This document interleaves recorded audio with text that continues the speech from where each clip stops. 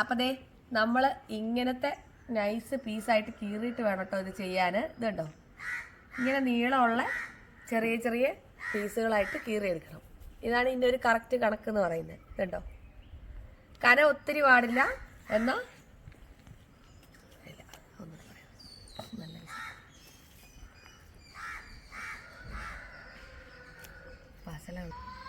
കനം ഒത്തിരി പാടില്ല, നല്ല നീളത്തിൽ കീറി വെച്ചാൽ മതി കേട്ടോ. അപ്പോൾ ഇത് കൊണ്ടുപോയിട്ട് നമ്മളിനി നമ്മുടെ പ്രോസസ്സൊക്കെ കഴിഞ്ഞ് സെറ്റ് ചെയ്ത് എടുത്ത് ഒരു 7 ദിവസം കൊണ്ട് ഇതെങ്ങനെ ഇരിക്കുമെന്ന് ഞാൻ കാണിച്ചു തരാം. അപ്പോൾ അത് നമ്മൾ പ്രോസസ്സ് ചെയ്ത് റെഡിയാക്കി എല്ലാം സെറ്റ് ചെയ്ത് എടുത്ത് കഴിയുമ്പം ഇതുപോലെ ഇരിക്കും കേട്ടോ. ഇത് 1/2 kg കവറാണ്.